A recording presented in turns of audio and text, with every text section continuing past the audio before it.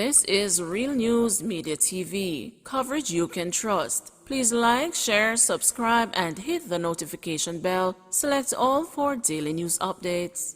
Good afternoon, my Real News Media TV family. Welcome back to the channel for another news update for February 15, 2023. And in the news this afternoon, UWI Mona reviewing security protocol after students held hostage and tortured. The management of the University of the West Indies, Mona, is to review its security arrangements to track the movement of students who fall off the radar for more than 24 hours. This follows the alleged abduction and the torture of a female student by another student on the campus last week. The victim was reportedly held hostage for 3 days, during which her aggressor reportedly used a clothes iron to inflict burns all over her body. In an interview with the news, Norman Haywood, Director of Security at the UWI, said that the aim of the security review is to put in a system of intermittent accountability where an alert is raised for the university whenever a student cannot be located. He said that the review has started. As it relates to the accused in the case of torture, Mr. Haywood disclosed that investigations went to court on Monday to make an application for the continued detention of the 20-year-old student who was charged. The news has been informed that King's Counsel Peter Champagny has been retained to represent the accused student, Matthew Hyde. Woman's decomposed body found in St. Catherine. The decomposed body of a woman was found in Orange Valley District in Louidasville, St. Catherine on Tuesday afternoon. The body is believed to be that of 56-year-old Angela Buchanan, otherwise called Imo, from Union District in Louidasville. It was reported that around 4 p.m., residents saw a decomposed body and summoned the police. Upon arrival, the police investigated and realized the body was that of a female. The police said the hands, stomach, and a part of her face appeared to have been eaten by animals. A crutch was seen close to the body, the police said. Information reaching the news indicated that last Thursday, Ms. Buchanan was reported missing at the Shady Grove police station by a relative.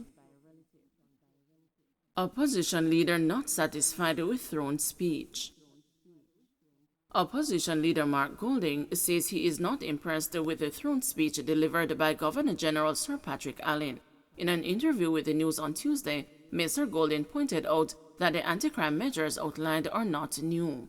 He insisted that resources should be pumped into programs similar to the Peace Management Initiative that target at-risk youths.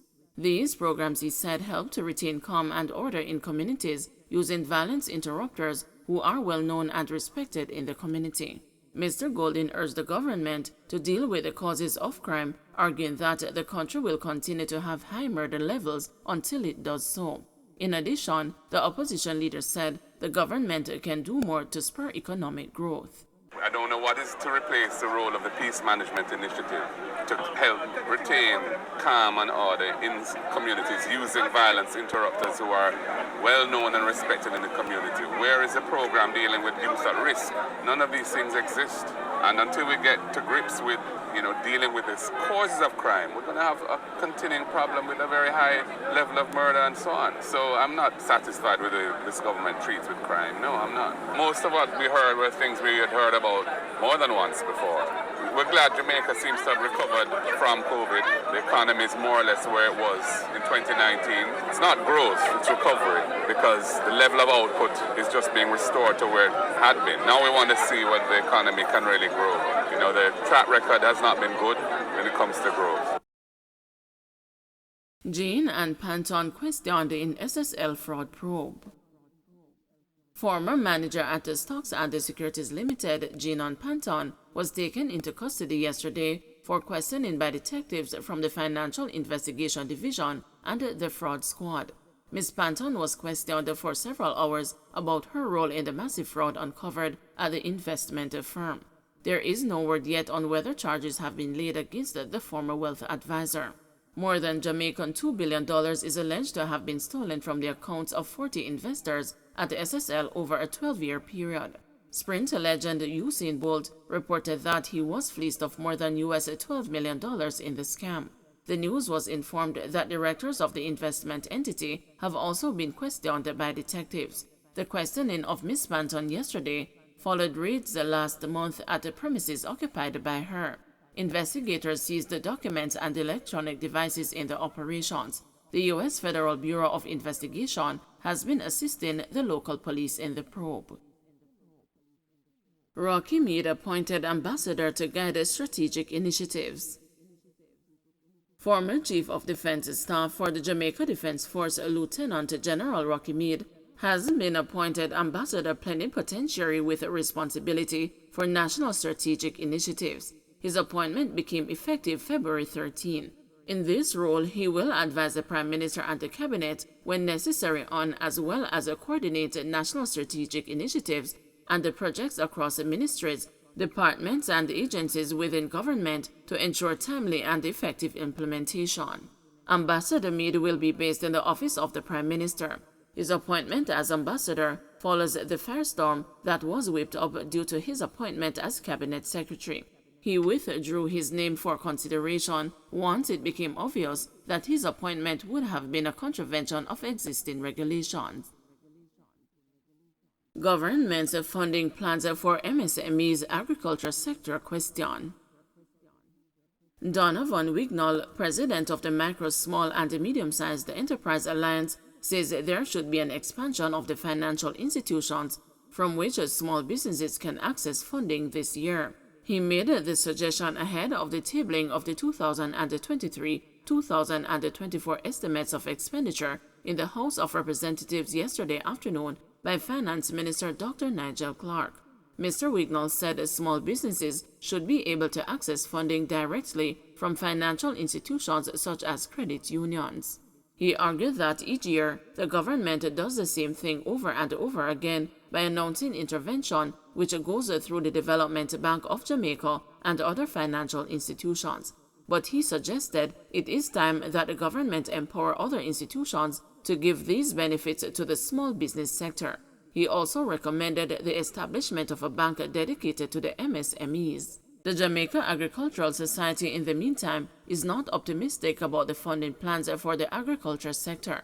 JAS President Lenworth Fulton said based on the throne speech delivered by Governor General Sir Patrick Allen on Tuesday morning, the government has not given a clear policy position as it relates to plans for livestock, sugarcane, banana or the citrus industry. NWC warns about water woes due to ongoing drought. The National Water Commission is reporting that many of its water supply systems in several parishes are being impacted by the drought conditions that are now affecting sections of Jamaica. The public is being urged to brace for possible disruptions in water supply, including lower water pressures, adjustments in the current water supply regulations, and no water conditions in the areas that are worst affected. Further, persons are being urged to implement conservation methods to safeguard the limited supply.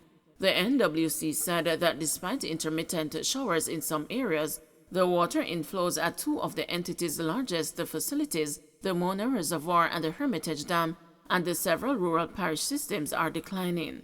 Similarly, western-based systems such as the Logwood Treatment Plant in Hanover are experiencing a shortfall in its operational capacity. The NWC noted that the December 2022 report from the Meteorological Service Jamaica reflects that all parishes experienced the rainfall levels below their respective 30-year average, with Kingston and St. Andrew recording a mere 5% of its average rainfall. Additionally, 7 of these parishes were classified as having meteorological drought conditions.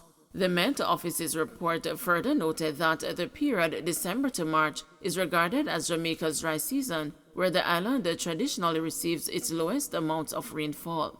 While this drought is in keeping with the Meteorological Service Jamaica's forecast, it poses significant challenges to the Commission's bid to provide water supply to the various communities in Jamaica, the NWC said. The Commission has further noted that the conclusion from the Met Office indicated that water levels in storage facilities and in rivers could continue to decline, and as such, water management plans including conservation should be continued.